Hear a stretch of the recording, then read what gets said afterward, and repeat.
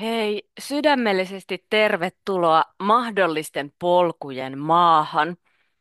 Lupasin teille jonkunlaisen setin arvopohjaisesta ajankäytöstä ja siitä tuli tällainen mahdollisten polkujen maa. Eli mä luulen, että tämä on ihan hyvä harjoitus tehdä ennen kuin edes käy pohtimaan, että no ö, vuoden 2025 suunnitelmia kalenterin tasolla, kun alkaa palkittamaan sinne, että no mitä mä teen missä vaiheessa. Tämä on ehkä tämmöinen pohjustava harjoitus. Ja sä tarvitset tänään tätä harjoitusta varten paperia. Mielellään yhden semmoisen ison paperin, A3-koko tai vieläkin isompi, jos löytyy, erilaisia kyniä ja muistikirjan tai vihon, eli omat muistiinpanovälineet. Jos sulla on, niin tarralapuista saattaa olla verratonta hyötyä. Ja sitten ajastimen, eli vaikka puhelimen ajastimen tai munakellon, sillä me toimitaan tänään sillä tavalla, että mä annan sulle täältä ohjeita, vähän pohjustan, ja sitten sä pysäytät tänne videon tietyksi aikaa, jolloin sä että saat tehdä rauhassa sitten kunkin osan tästä tehtävästä. Ja varaa rauhallista työskentelyaikaa ainakin tunti, mielellään puolitoista tuntia. Toivottavasti sulla on rauhallinen semmoinen huone, oma paikka siellä ja vaikkapa voit vielä tässä vaiheessa pysäyttää videon jo ja keittää itsellesi kupin kahvia tai teetä ja ehkä vähän suklaata kylkeen. Tän on tarkoitus olla mukava, hyvän tuulinen ja lempeä tuokio sulle tähän vuoden vaihteeseen. Mutta mistä tässä sitten oikeastaan on kyse? Mahdollisten polkujen maassa idea on tehdä pieni tilannekatsaus omaan elämään sillä tavalla, että me tutkaillaan meidän edessä siintäviä polkuja ja erilaisia vaihtoehtoja, joita meidän elämässä tällä hetkellä on avoinna, joko hyvin selkeinäkin ratkaisuina tai sitten vähän semmoisina piilossa olevinakin polkuina. Eli vähän hahmotellaan sitä näkymää ja pohditaan, mitkä olisi niitä meille kaikista kestävämpiä, tasapainoa ja henkistä hyvinvointia tuovia ratkaisuja, mikä sitten tietenkin liittyy siihen arvopohjaiseen ajankäyttöön, joka meilläkin tavoitteena on. Eli tarkoitus on tehdä harjoitus, joka pohjustaa ensi vuoden arvopohjaista ajankäyttöä ja mahdollisia omassa elämässä tehtäviä ratkaisuja. Ja niin kuin aina näissä luovia menetelmiä hyödyntävissä harjoituksissa, niin meillä on tarkoitus ennen kaikkea ehkä avata vähän uusia näkökulmia siihen omaan elämäntilanteeseen.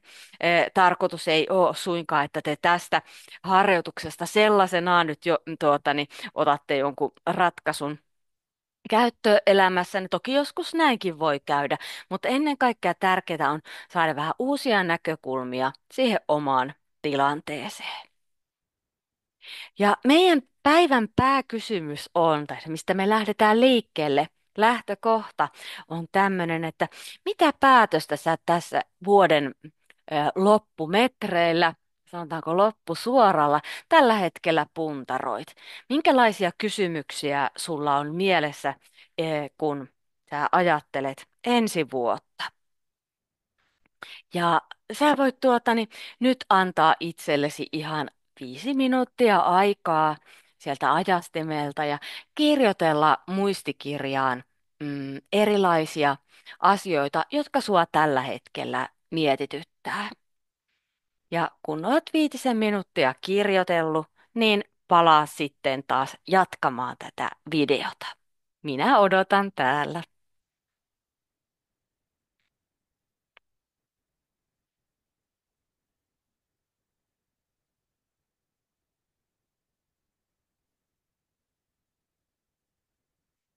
Oikein hyvä. Nyt me jatketaan. Varmasti mielessä sulla on useampiakin eri kysymyksiä, mutta tässä harjoituksessa voisit zoomata niistä yhteen. Eli tavallaan eikä sen välttämättä tarvitse olla mikään niin konkreettinen kysymyskään, mutta valitse yksi semmoinen osa-alue, jota sä oikeastaan niin haluat tässä erityisesti pohtia. Ne voi olla se voi olla ammatillisiin valintoihin liittyvä, omaan uraan liittyviä, kenties siihen väitöskirjaprojektiin, tai se voi olla perheeseen tai ihmissuhteisiin liittyviä ratkaisuja, tai varmasti voi olla jonkunlainen sekoituskin näistä kaikista. Mutta kun me ryhdytään tekemään seuraavaksi tämmöistä polkukarttaa, niin ideana siinä on, että sä tarkkailet sun elämää ja hahmottelet vähän niin kuin sä olisit lintu, joka lentää siellä ilmassa tai kenties sä oot kuuma ilmapallossa tai pienessä lentokoneessa. Ja tarkastelet sun elämää niin kuin sä katsoisit sitä yläilmoista. Ja tästä ylältä päin katseltuna, niin tietenkin näet niitä erilaisia mahdollisia polkuja. On ne sitten metsäpolkuja tai sulla voi olla ihan oman näköinen kartta. Siellä voi olla vaikkapa joku kaupungin kartta ja moottoriteitä ja muita. Älä anna sen häiritä, että mä puhun polkukartasta ja metsäpoluista. On ehkä itselle semmoinen luontevin tapa tarkastella tätä. Mutta ymmärrät varmaan sen vertauskuvan, että ikään kuin sä itse olisit siellä paperin, no mä ajattelen, että allalaidassa jossakin kohtaa, jos sun edessä aukeaa runsaasti erilaisia polkuja, jotka on mahdollisia suuntia, mitä sulle juuri tästä hetkestä joulukuusta 2024 käsin avautuu. Ja seuraavana sulla on aikaa, ota tälle ainakin 15 minuuttia aikaa piirtää ja hahmotella sitä sun omaa polkunäkymää siihen isolle paperille. Vähän niin kuin se olisi tosiaan polkukartta tai ehkä jopa sä voit ajatella sitä pelilautanakin. Ja mä sanon, että kunhan se on kyllin iso näkymä ja siellä on niitä erilaisia vaihtoehtoisia reittejä. Kun itse tein tätä harjoitusta, niin käytin tarralappuja niiden polkujen alustavassa nimeämisessä. Se tuntui jotenkin vähemmän kohtalokkaalta kuin se, että olisi ryhtynyt piirtämään mustalla tussilla niitä erilaisia polkuja sinne saman tien. Eli jos susta tuntuu hyvältä idealta se, niin voit ensin vaikka laittaa tarralapuilla sinne sitten lyijykynällä niitä mahdollisia suuntia ja polkuja. Ja tietenkään tätä näkymää ei tarvitse kenellekään selittää, sä teet tämän vaan sua itseäsi varten. Ja tärkeää on myös se, että ymmärrät, että sun ei tarvitse tässä vaiheessa vielä arvottaa niitä. Ei päättää, että tämä olisi se oikea polku ja täällä on tämmöinen vähemmän kannatusta saava polku. Ja näin vaan yritä olla arvottamatta niitä eri polkuja vielä tässä vaiheessa. Tärkeämpää on se, että sä saisit näkyville sinne mahdollisimman paljon polkuja. Eli semmoinen vinkki, että älä sensuroi itseesi, kun sä mietit, että mitä kaikkea sä voisit tehdä tai kenties jättää tekemättä.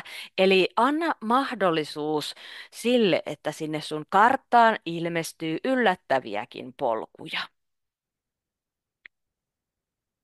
Eli seuraavaksi mä annan sulle tehtäväksi piirrellä hieman sitä hahmotella omaa polkukarttaa. Laita ajastin noin 15 minuutiksi. Jos aika ei riitä, niin mielihyvin voit käyttää sitten lisääkin aikaa. Ja kun oot valmis, niin jatka jälleen tämän videon katselua. Minä odottelen täällä.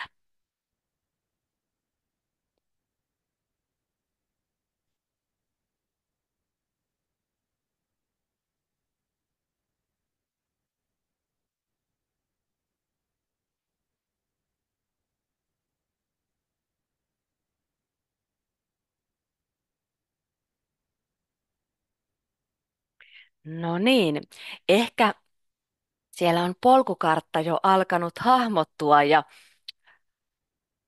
joitain ovia siellä mielessä ja kenties polkuja tiedostamattomaankin avautua. Ihanaa, että olet mukana tekemässä tätä meidän harjoitusta. Voit siirtää nyt hetkeksen polkukartan syrjään, sillä seuraavaksi me lähdetään tutkimaan, että kuka siellä onkaan matkalla. Ja tämäpä ei olekaan ihan yksinkertainen kysymys.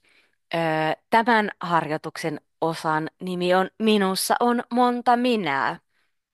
Ja teille varmasti on tuttu semmoinen nykyaikainen ymmärrys ihmisyydestä ja identiteetistä, että kysymykseen kuka minä olen on enää perin harvoin olemassa yhtä yksiselitteistä tai pysyvää vastausta, vaan pikemminkin on niin, että meidän minuus ja identiteetti rakentuu monista erilaisista, osin ristiriitaisistakin aineksista. Ja näin ollen voidaan sanoa, että meistä jokaisessa on monta minää.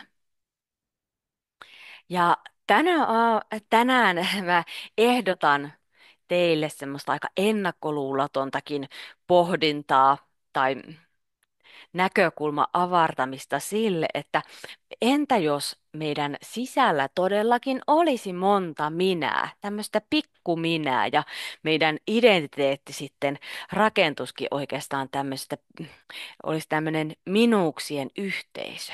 Vähän semmoinen kommuni, jossa asuu useampi erilainen, eri, erilaista taustoista tuleva, erilaisia näkökulmia painottava pikkuminä.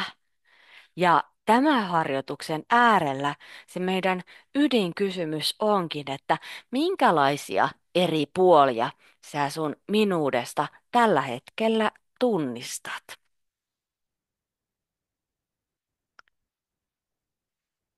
Voi olla, että sulle tulee heti mieleen jotakin ammattiin liittyviä roolia.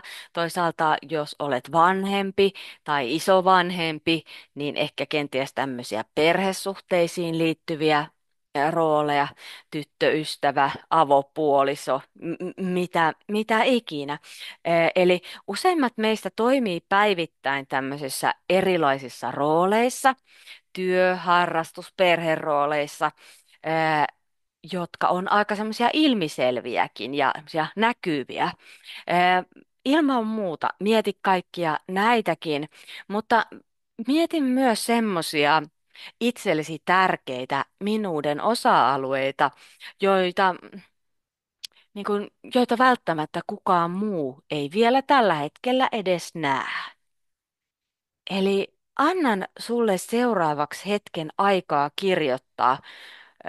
kirjoittaa sinne omaan muistikirjaan tämmöisestä kysymyksestä, että kuka minä oikeastaan olen?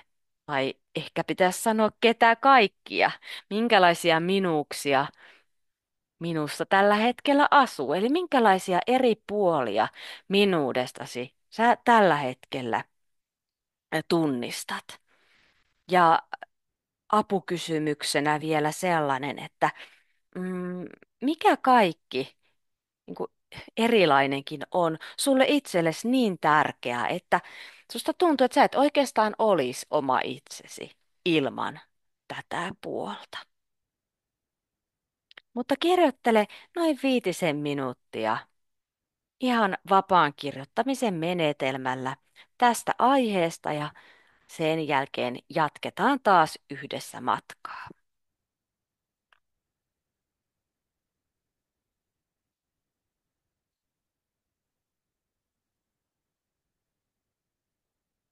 No niin, nyt ehkä palaat sieltä tämän, tämän videon pariin ja oot ehkä alustavasti vähän herätellyt näitä ajatuksia siitä, että minkälaisia eri puolia sä sun minuudesta tällä hetkellä tunnistat. Ja seuraavaksi otetaan semmoinen ehkä vähän radikaali, reipaskin askel, että mä ehdotan, että voisiko näitä eri minuuden puolia ajatella suorastaan tämmöisinä omina tyyppeinään. Vähän niin kuin he olisivat tarinan henkilöhahmoja, joilla on oma historiansa, omanlaisensa tunnistettava ulkonäkö, omat luonteenpiirteet, omat vahvuudet ja heikkoudet. nämä vois olla semmoisia pikkuminiä. Eli ihan konkreettisestikin, jos sinussa olisi monta minää, niin millaisia tyyppejä he olisivat? Pystyisitkö nimeämään, nouseeko sulle kenties heti mieleen joitakin nimiä ja piirteitä? Tässä on on lupa hyödyntää tämmöisiä stereotyyppisiä hahmoja, mutta myös niin kuin irrotella. Ja voi tulla aluksi, että sä tajuat, että ajattelet, että näitä on vaan kolme. Sitten sä huomaatkin, että itse asiassa tämä niin kuin yksi jakautuukin kahdeksi. Mä annan sulle nyt seuraavaksi aikaa hahmotella näitä tyyppejä. Tuolla eh, dialla, jossa tulet sitä katsomaan, niin näkyy tämmöisiä hyvin neutraaleja puutyyppejä. Ihan sen takia, että mä en ohjaisi sun ajatuksia tässä yhtään mihinkään. Jos susta tuntuu hyvältä ja haluat jotakin hahmoja hyödyntää, mitä sulla siellä kotona on, ehkä Lego-ukkoja, ehkä jotakin pikkueläimiä tai muita, niin se on ihan ok, mutta kannustan lähtemään liikkeelle myös mahdollisimman ikään kuin tyhjältä pöydältä. Ja nyt seuraavaksi ota 15 minuuttia aikaa sille, että rakennat vähän omaa tämmöistä henkilögalleriaa. Kirjoita sinne, sä voit ottaa paperin tätä varten tai sitten voit käyttää niitä tarralappuja ja kirjoita itsellesi ylös, että keitä nämä sun pikkuminät ovat. Ja tuossa on nyt 5 tyyppiä, mutta sä otat niin monta kuin sä tarvitset. Se voi olla 2 tai 3 tai 4. Tässä ei nyt ole niin kuin parempi, että ne tyypit, joita sulle tällä hetkellä pompsahtaa mieleen, niin otat ennemminkin heistä selvän kuin sitten se, että ryhdyt rakentamaan vaikka semmoista 10 tai 12 tyypin galleriaa. Tarkoitus olisi siis saada alustavaa tuntumaa näihin hahmoihin ja pystyä antamaan heille jonkunlaiset nimet. Ja nyt riittää tosiaan, että itse tiedät, keitä he ovat ja minkä nimisiä. Jos innostut kirjoittamaan pidemmästikin näistä tyypeistä, niin se on vaan hyvä. Eli seuraavaksi 10-15 minuuttia kirjoita alustavia ajatuksia näistä sun pikkuminä-hahmoista ja kokeile nimetä ne haluamallasi tavalla.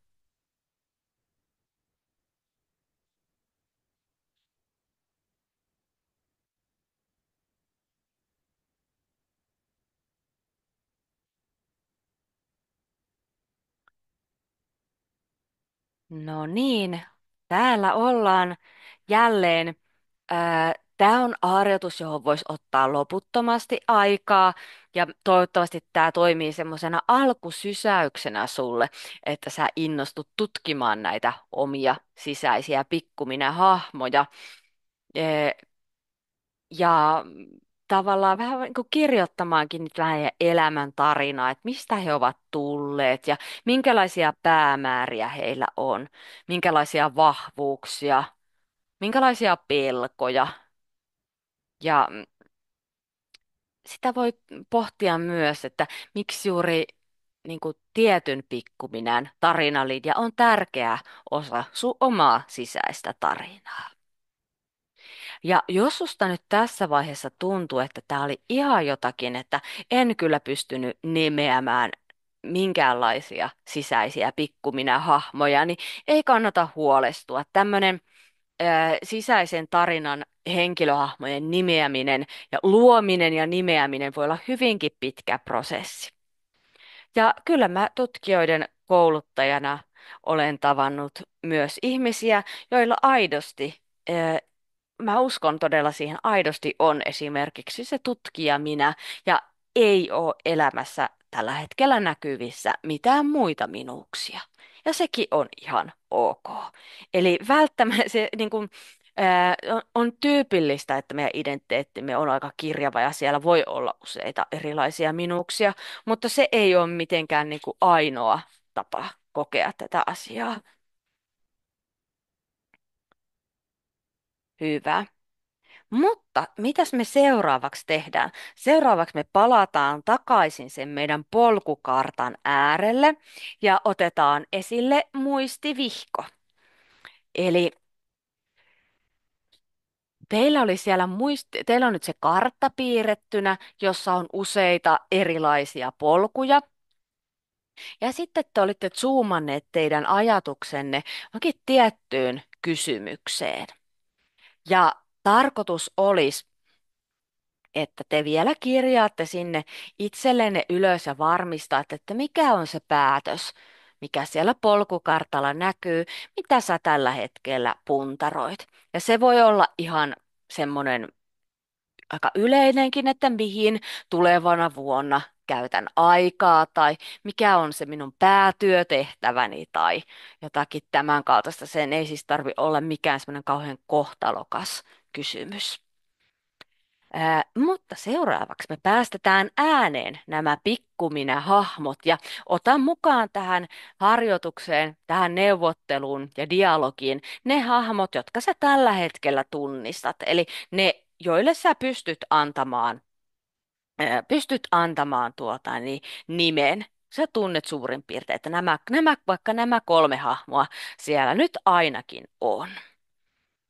Ja nyt jos sulla on ne semmosina ihan hahmoina siellä, niin sä voit vaikka niin kuin asettaa ne fyysisinä hahmoina sinne ikään kuin sinne kartalle, mutta muuten niin kuvittele, että nämä hahmot, pikkuminät, kokoontuvat nyt siinä kartalla.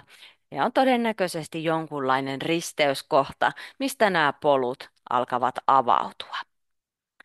Ja seuraavaksi näiden pikkuminä-hahmojen tehtävänä on neuvotella, mikä polku heidän, eli sinun, siis pitäisi valita.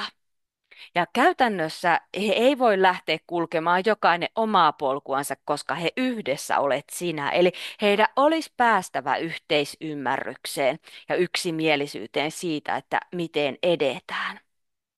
Ja seuraavaksi sä toimit kirjurina ja kirjoitat itsellesi ylös, mitä ratkaisua kukin hahmo, eli käytät heidän nimiäni, suosittelee ja millä perusteella. Ja tästä tulee siis tekstityyppinä dialogia, eli pidä huoli, että jokainen hahmo saa äänen. He voivat myös keskustella, väittää vastaan toisilleen ja varmasti heistä jokainen reagoi tähän kysymykseen omalla tavallaan. Muista, että sinun tehtävänä on toimia ainoastaan puolueettomana kirjurina ja varmistaa, että jokainen pikkuminä, joka siellä kartalla nyt neuvotteluasemissa on, saa suun vuoron. Ja voi olla mun kokemuksen mukaan, että näiden pikkuminä-hahmojen keskustelun perusteella voi olla, että he päätyvät ehdottamaan jotakin muutosta siihen karttaan, niin sitä karttaa saa edelleen ilman muuta muokata. Mutta seuraavaksi niin ota ainakin 15 minuuttia jälleen kerran, eli laita sulle 15 minuuttia kirjoitusaikaa, jatka sitä tarvittaessa ja, ja kirjoita dialogia ja kirjaa ylös siihen, mitä nämä pikkuminät, mitä mieltä he ovat tästä risteyksestä ja tästä kysymyksestä, mitä ratkaisua heistä kukin siihen ehdottaa. Ja pysäyttele video ja käynnistä sitten jälleen, kun olet saanut tämän tärkeän kuuntelutehtävän kirjattua ylös.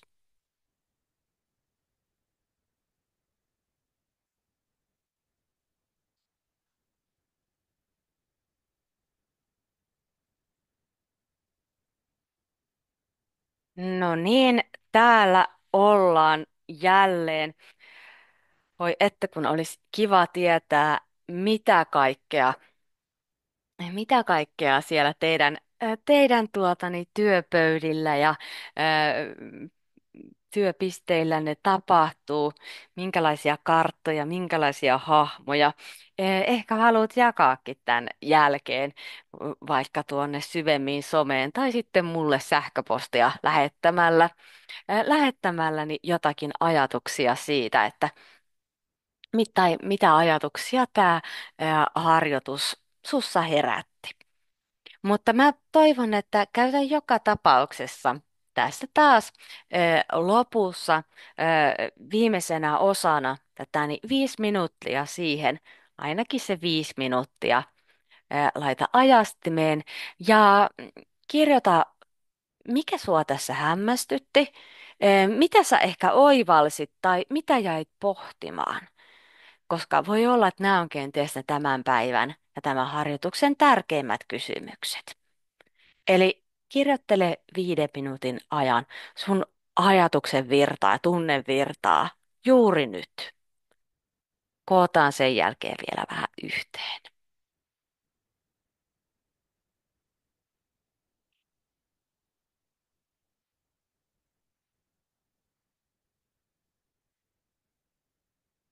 No niin, ää, toivottavasti sait kirjoittua ja maltoit kirjata itsellesi myös näitä harjoituksen virittämiä ajatuksia.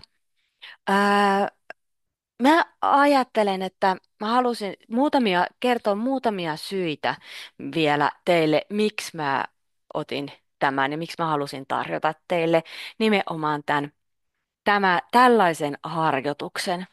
Koska yleensä arvopohjaisen ajankäytön ja semmoinen ajanhallinnan perusneuvo on, että priorisoi. Nosta niin kuin listalla ylös se, mikä sulle on tärkeää.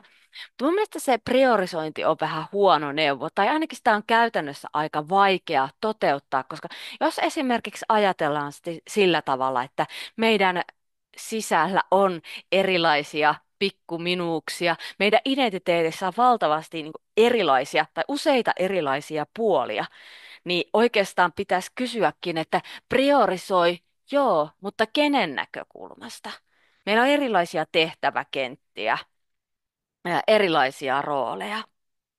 Ja tämä saattaa näkyä ihan semmoisissa niin aika arkisissa, mutta ylipäätään arvolatautuneissa ristiriitatilanteissa. Mm, voi liittyä ajankäyttöön, mutta ylipäätään semmoisiin haastavissa päätöksentekoa vaativissa elämän valinnoissa. Vaikkapa, että perustaako perhe tai vaihtaako työpaikkaa tai antaako jollekin isolle elämän unelmalle mahdollisuus vai jatkaako elämää nykyistä rataa. Ja kun tämmöisiä itsekseen pohtii, niin silloin saattaa aidosti tuntua siltä, että omassa mielessä on useampi kuin yksi erilainen ääni. Ja mä ajattelen, että tämän niin kuin meidän sisäisen näiden erilaisten minuuksien näkyväksi tekeminen voi olla semmoinen että ristiriitojen näkyväksi tekeminen sillä tavalla kuin vaikkapa tässä harjoituksessa tehtiin, niin se voi itsessään auttaa meitä ymmärtämään, että miksi tämmöiset päätökset voi olla hankalia ja sillä tavalla myös vähentää sitä ahdistusta. Ja käytännössä olen kokenut, että siis tottahan se, että kaikkia polkuja ei voi kulkea yhtä aikaa, mutta tällä tavalla neuvottelemalla, mitä nämä pikkuminet neuvottelee, niin voi kenties yhdistää niitä polkuja yllättävälläkin tavalla ja löytää jonkunlaisen kompromissin, johon kaikki minät olisivat niin kuin suurimmalta osin tyytyväisiä. Nyt en tiedä, minkälaisia ne sun pikku minät on, mutta mm, ehkä semmoinen tasapainoisen arjen kulmakivi on miettiä, että mitkä niistä minuuksista on olennaisempia sen oman ajankäytön kannalta. Ja helposti me ajatellaan, että me tiedetään kyllä ne roolit, joille sieltä kalenterista on pakko löytyä aikaa, mutta mä kannustan kyllä pohtimaan myös, että mitkä on sellaisia minuuksia, jotka on tärkeitä sulle. mutta niille ei kukaan muu ulkopuolinen taho vaadi ottamaan aikaa. Ja mun mielestä semmoinen aika olennainen kysymys ensi vuoden näkökulmastakin voisi olla, että miten sä voisit vahvistaa näiden minuuksien asemaa ihan kalenterin tasollakin. Mä itse olen hyödyntänyt semmoista näkökulmaa, joka on varmaan teillekin jostain mun koulutuksesta tuttu, että kullekin tämmöiselle roolille tai minuudelle voi antaa oman värin ja sitten voi sitä kalenteria, tehdä semmoisen kalenteritsekkauksen, että minkä verran millekin on aikaa nykytilanteessa ja sitten tehdä semmoisen ikään kuin ideaaliviikon, jossa ne eri minuudet olisivat kaikki tyytyväisiä. No sellainen, että meillä olisi koko ajan kauhean tasapainosta elämää ja kaikki puolet olisivat tyytyväisiä, niin sellainen voi olla aika idealistista, mutta mä sanoisin vinkiksi, että kannattaa ajatella niitä taas vähän niin kuin vaikkapa, vaikkapa tuolijakkaran tai tuolin jalkoina. Ja jotenkin niin, että me pysytään niin kuin ihmisenä pystyssä niin kauan kuin niin suurin piirtein ne jalatkin ovat siellä paikallaan, että yhdellä jalalla seisovia, no baarijakkara, no joo, ehkä semmoinen on, mutta tavallaan, alkaako tämä mun vertauskin jo horjua tässä, mutta ehkä mä sanon sen sillä tavalla, että on tärkeää, että niin kuin, kukin pikkuminä pysyy kohtuullisen tyytyväisenä ja ketään ei saisi ainakaan ilman hirvittävän hyviä perusteita laiminlyödä liian pitkäksi aikaa. Koska jos me laiminlyödään jotakin meidän minuuden tärkeää osa-aluetta tosi pitkäksi aikaa, niin se johtaa siihen, että me aletaan voida huonosti. Ja jotenkin mä pidän kauhean tärkeänä näissä syvemmin koulutuksissa sitä, että me ollaan paitsi tutkijoita, kirjoittajia, niin me ollaan ihmisiä, kokonaisia ihmisiä ja jotenkin aina jokaisessa koulutuksessa myös haluan tuoda tätä ilmi ja jotenkin sitä, että elämä on aikamoista taiteilua siinä, että miten nämä meidän identiteetin eri osa-alueita saadaan solmittua ja soimaan kauniisti yhteen. Mutta ajattelen, että se on myös hirvittävän arvokasta, että meissä jokaisessa on useita erilaisia minuuksia. Ja tavallaan meistä ainutlaatuisia ihmisiä tekee nimenomaan se meidän minuuksien kirjo. Se, mitä eri puolia meissä on ja millä ainutlaatuisella tavalla ne on meissä yhdistyneinä. Ja sen sijaan, että me pyrittäisiin asettamaan itseämme jo johonkin valmiina olevaan muottiin, että olen tällainen, niin mun mielestä kaikista arvokkainta on se, että me ollaan juuri niin monitahoisia, niin säröisiä, niin ristiriitaisia persoonia ja ihmisiä kuin mitä me oikeasti ollaan, ja varjellaan niitä meidän minuutemme eri puolia. Koska ne on ne, mitkä tekee meistä ihmisinä ainutlaatuisina ja auttaa meitä eteenpäin tällä elämän poluilla ja ne auttaa meitä myös toinen olemaan avuksi toinen toisille. Kiitos, että oot ollut mukana syvemmin vuodessa 2024. Toivottavasti saadaan jatkaa yhteistä matkaa myös vuonna 2025.